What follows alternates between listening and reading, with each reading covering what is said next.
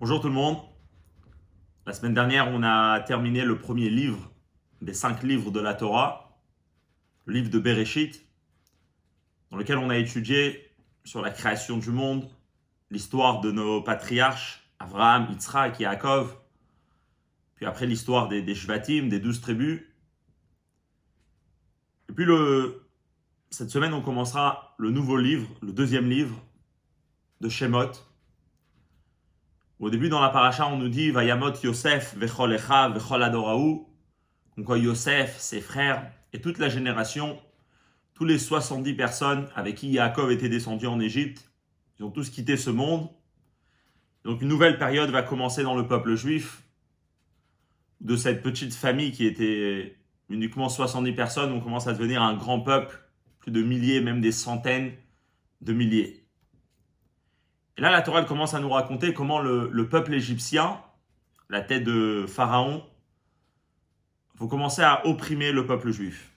Au début, ils vont réclamer énormément de taxes, d'impôts. Puis doucement, les travaux forcés vont commencer. Jusqu'à que, comme la Torah elle décrit bien, et la vie des Juifs était devenue très très amère. L'esclavage va commencer. Un esclavage qui va durer pendant plus de 110 ans. L'esclavage du peuple juif en Égypte. Puis la Torah elle commence à nous raconter l'histoire d'un enfant, Moshe. Comme quoi, depuis son plus jeune âge, on remarquait sa sensibilité, sa compassion pour ses frères, pour le peuple juif. Comment il va les protéger, il va les défendre, jusqu'à qu'il devra fuir l'Égypte. Miraculeusement, il réussit. Et puis directement, la Torah, elle saute 60 ans. Et on arrive quand Moshe, il est déjà à l'âge de 80 ans. Et là, l'histoire du buisson ardent, Moshe est choisi pour être celui qui va libérer le peuple juif d'Égypte. Dieu lui demande de retourner en Égypte. Et comme ça, Moshe y fait. Là-bas, il rencontre son frère Aaron. Et ensemble, ils vont aller voir le peuple juif et leur annoncer la bonne nouvelle, comme quoi la délivrance allait bientôt arriver. Et donc là, on est dans le Parashat Shemot, Perek He Pasuk Aleph, donc 5e chapitre, le premier verset. Et la Torah elle va nous raconter la rencontre de Moshe et Aaron avec le pharaon, avec Paro. Pasuk qui dit comme ça, Ve'achar baou Moshe ve'Aaron, et donc ensuite Moshe et Aaron sont venus. Vayomru el Paro, ils ont dit à Paro, Ko amar Hashem Eloke Israël, ainsi a dit l'Éternel, le Dieu d'Israël, Shalach et ami, libère mon peuple, Vayachoguli bamidbar, ils vont faire une fête pour moi dans le désert. Libère le peuple juif. Et donc la parole, il va répondre à Moshe, c'est qui Dieu, pourquoi je renverrai le peuple juif. Donc ça, il y a tout un dialogue qui commence entre Moshe et Paro. Et là, le pasuk d'Alet, il nous dit comme ça. Vayomer alehem melech Mitzraim, le roi d'Égypte leur dit à Moshe et Aaron, Lama Moshe et Aaron, pourquoi Moshe et Aaron, tafriu ta'am imaasa, vous dérangez le peuple de leurs travaux. Lechou les sivlotechem, allez-y vous aussi à vos occupations. En fait, Paro, il dit à Moshe, comment ça se fait que arrêtez de parler de cette délivrance, de se reposer au peuple, à cause de ça, ils arrêtent de travailler. Et vous aussi, allez-y vous occuper de vos affaires. Donc ici, ça a bien l'air dans le passou, comme quoi les affaires de Moshe, les occupations de Moshe et Aaron, c'est pas celles du reste du peuple juif. Comme si tout le peuple juif avait une certaine occupation, mais eux, ils n'étaient pas dans cette occupation. Et effectivement, Moshe et Aaron étaient épargnés de l'esclavage. Pas seulement Moshe et Aaron, mais toute la tribu de Lévi. Lévi, c'était le 3e enfant de Yaakov, toute sa famille, toute sa descendance, en Égypte, pendant que tout le reste du peuple juif était dans les grands malheurs, dans les souffrances, dans les travaux forcés, et bien eux, le Midrash nous dit Pnuim ayu ma'avodat parech. Ils étaient dispensés des travaux forcés. La famille de Lévi en Égypte n'était pas soumise au pharaon. Comme ça, c'est clair de ce passage et comme c'est clair dans le Midrash. Bien sûr, tout le monde se pose la question, mais comment ça se fait? Est-ce que ces pharaons, il n'a pas réussi à avoir du pouvoir sur eux? Qu'est-ce qui s'est passé? Alors, il y a énormément d'explications. Nous, on verra aujourd'hui l'explication du Ramban. Rabbi Moshe ben Nachman, le fameux commentateur de la Torah. Il a vécu en Espagne entre les années 1200 et 1270. Et donc, lui, il explique la chose suivante. Il dit, Minag bechol am, c'est la coutume pour chaque peuple, les manot lahem chachamim, de se nommer des sages, moré toratam, qui vont enseigner la loi au peuple. C'est la coutume que tout peuple qui a leur propre culture, leur propre enseignement, leurs propres idées, ils vont choisir des personnes, des érudits, que leur but c'est justement d'étudier, d'approfondir, de connaître très bien leurs lois. Et comme ça, eux, ils vont être ceux qui vont enseigner au peuple. Et donc il dit c'est la même chose avec le peuple juif. Pharaon lui-même, il a demandé à une famille du peuple juif de ne pas aller travailler, mais justement de rester à étudier la Torah, approfondir les idées de la Torah pour que eux, ils vont enseigner la Torah au peuple juif.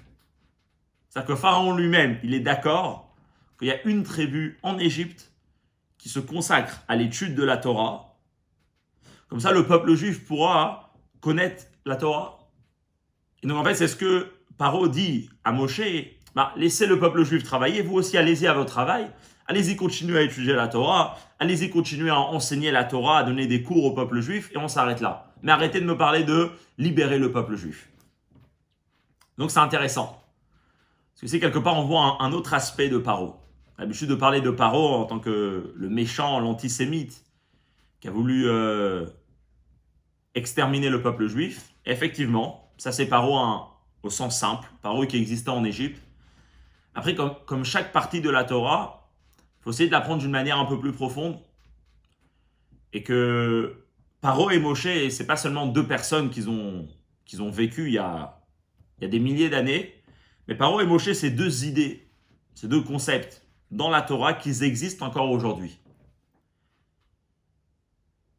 Et c'était donc à un Farbringen, à une réunion chassidique en Simchat Bet HaShoeva Tafshin Yud Zayin en 1956. Le Rabbi avait l'habitude, à chaque fois pendant la fête de Sukkot, de faire comme ça une réunion chassidique avec tous les bachurim de la yeshiva, tous les jeunes étudiants de la yeshiva, pas seulement du 770, mais même tous ceux des yeshivot aux alentours, à New York, qui venaient, et le Rabbi faisait des discours spécialement pour eux. Donc en 1956, le Rabbi, il a enseigné l'idée suivante. Qu'en fait, ce dialogue-là entre Moshe et Aaron, entre Moshe et Paro, que Moshe il demande de libérer, et Paro il ne veut pas, il dit allez-y étudier la Torah. En vérité, ça touche à une question fondamentale pour le peuple juif. La question est, quelle est la mission d'un érudit dans le peuple juif? Quel est le but d'une personne qui a mérité de pouvoir connaître et s'approfondir dans les enseignements de la Torah? Quelle est sa responsabilité envers son peuple, envers le peuple juif? En d'autres mots, quelle est la responsabilité de la tribu de Lévi qui était épargnée de l'esclavage et qui connaissait la Torah? Quelle était leur responsabilité envers le reste des Béné Israël? Donc on aura deux approches. Il y a l'approche de Pharaon et l'approche de Moshe. Pharaon, il est tout à fait d'accord qu'un juif qui étudie la Torah ne doit pas se contenter de la connaître pour soi-même, mais doit aussi aller la partager avec les gens autour de lui. Il doit aussi aller enseigner la Torah, il doit aussi aller donner des cours, il doit lui aussi aller faire profiter des gens autour de lui de la beauté des enseignements de la Torah. Pharaon, il est d'accord d'avoir un Shevet Lévi.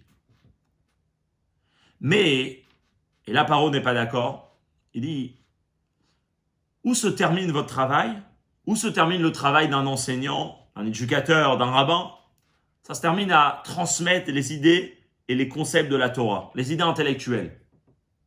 Mais après de savoir est-ce que ces concepts, ces idées-là, vont réussir à vraiment rentrer dans les personnes qui les écoutent, dans leur vie personnelle, au travail, dans la famille. Est-ce que vraiment quand on va étudier sur ça qu'il faut manger cachère, ça va pas seulement rester une idée, il faut le faire, mais la personne va vraiment commencer peut-être à manger cachère. Ben ça, c'est pas déjà le travail de l'enseignant. Est-ce que quand on va parler des téphilines, on va juste parler de l'idée des téphilines, mais après les mettre concrètement, c'est pas au travail de l'enseignant d'aller les mettre et d'aller proposer le monde concret, le monde réel, d'aller le proposer à ceux qui l'écoutent. En fait, Paro, il dit à Moshe et Aaron, jusqu'à maintenant, vous étudiez la Torah et vous enseignez la Torah au peuple juif, ça, j'étais d'accord. Mais là, vous me parlez de libérer le peuple juif d'Égypte, de libérer le peuple juif des idées de l'Égypte et des comportements de l'Égypte. Ça, c'est plus votre travail. Votre travail s'arrête à l'enseignement et pas à la pratique de ces enseignements. Maintenant, c'est quoi cette idée-là de Pharaon? C'est quoi cet argument? Rabbi dit c'est pas juste un argument égoïste en se disant que moi j'ai fait, c'est une personne qui se dit moi j'ai fait mon travail, puis maintenant après à toi d'agir. En fait, c'est pas seulement une personne qui fait les choses pour s'acquitter. C'est aussi une personne qui réfléchit d'une manière a priori très très logique, d'une manière très raisonnable. Quand Pharaon il dit à Moshe pourquoi vous voulez sortir d'Égypte, en fait il est en train de dire regarde la réalité. La réalité est que vous ne pouvez pas sortir d'Égypte. Le Midrash témoigne que l'empire égyptien à cette époque est tellement fort que même un serviteur ne peut pas s'enfuir. Plus que ça. Paro, il a raison, même d'après les règles et le raisonnement de la Torah. Toute cette histoire de l'esclavage d'Égypte, les Juifs étaient déjà au courant que ça allait se passer. Plus de 300 ans en arrière, quand Abraham, le patriarche, avait l'âge de 80 ans, la Torah dans Parashat Lech Lecha nous raconte toute une vision qu'il va avoir où Dieu va faire une alliance avec lui, le Brit Ben Abetarim, l'alliance d'entre les morceaux, où là-bas Dieu lui promet comme quoi ses enfants, ses générations plus tard, vont hériter la terre de Canaan, la terre d'Israël. Mais avant ça, ils vont être esclaves dans une terre qui n'est pas leur. Dieu lui dit, Yado Ateda sache, qui guerrier Zaracha, que ta descendance sera étranger, vont habiter, Be'eretz Lolaem, dans une terre qu'il n'est pas leur, Va Vadum Veinu Otam, et là-bas ils travailleront durement, vont souffrir énormément, Arba Meot Shana, durant 400 ans. Dieu avait déjà prévu que pendant 400 ans, les Juifs seront étrangers dans une terre qui n'est pas leur. Les Juifs seront en esclavage. Maintenant, la période où Moshe il vient pour libérer le peuple juif, c'est l'année 2447-2448. Yaakov, la première fois qu'il arrive en Égypte avec toute sa famille, c'est l'année 2238. Donc en fait, ça fait que 209 ans, 210 ans que les Juifs sont en Égypte. Et donc Paro, il dit à Moshe, mais le moment d'être libéré n'est pas encore arrivé.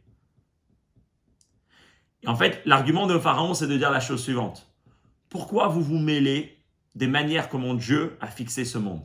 Si Dieu a prévu certaines choses dans le monde, alors ce n'est pas à vous de venir et d'essayer de faire un changement.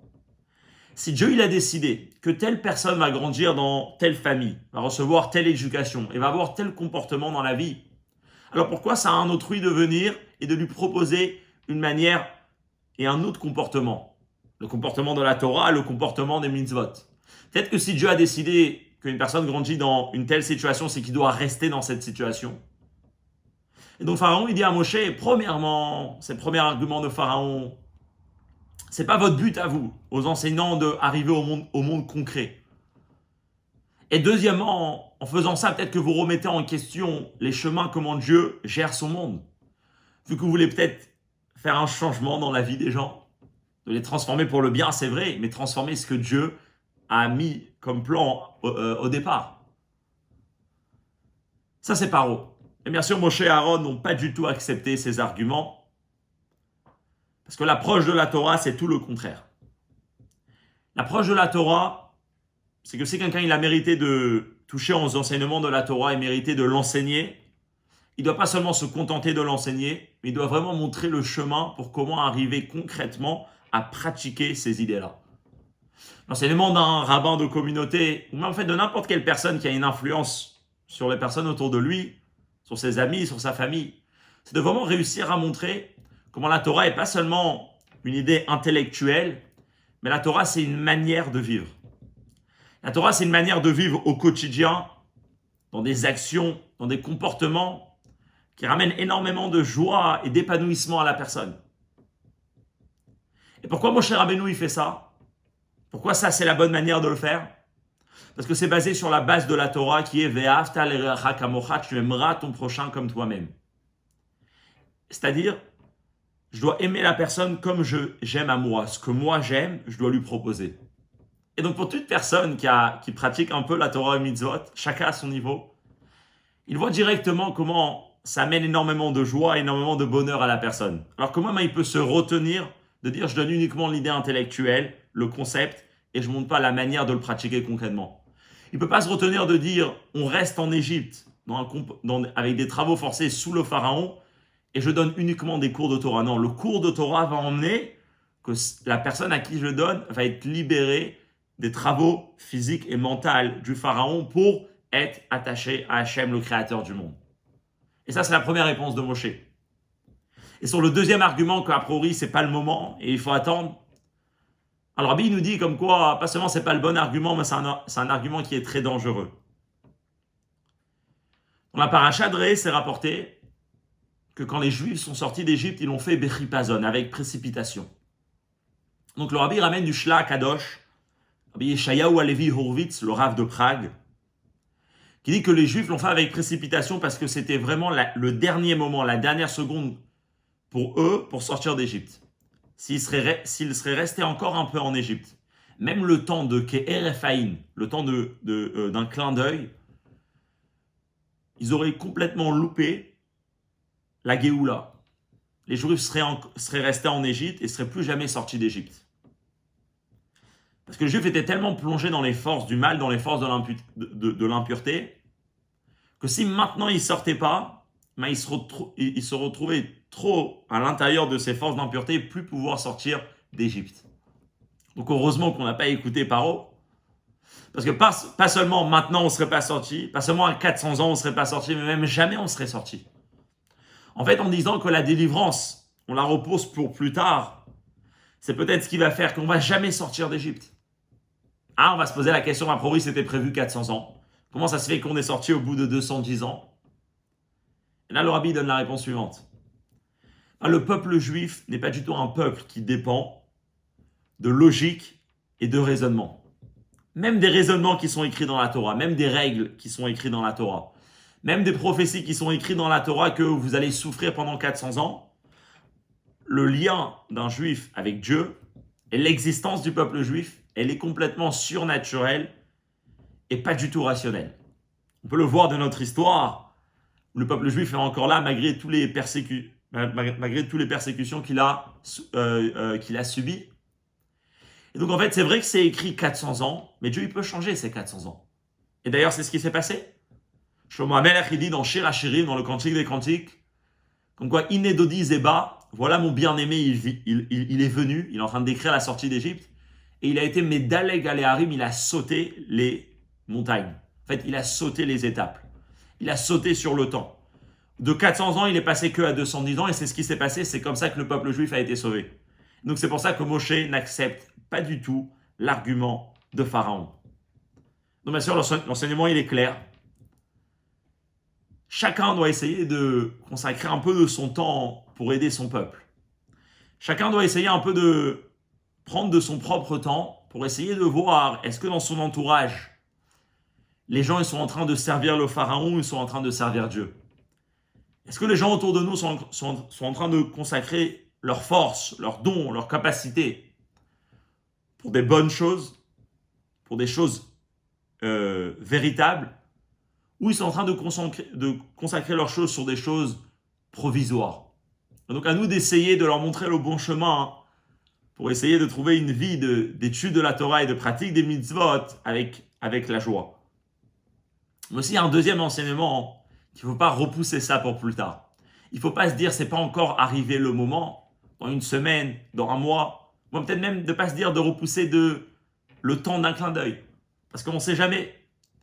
Peut-être que le temps de ce clin d'œil, c'est ce qui va changer toute l'histoire de l'humanité. Peut-être que ce clin d'œil, que ce temps-là, c'est ça qui va faire que quand moi je vais agir, ben, je pourrai ramener clairement la délivrance finale. Donc Bezrat Hashem, qu'on agit tous avec les gens autour de nous, avec précipitation, et que Dieu lui-même à son tour aussi précipite la délivrance finale, la Géoula Amitit V'Ashlema, et qu'on puisse voir le Mashiach Tzidkenu très très très bientôt. Amen.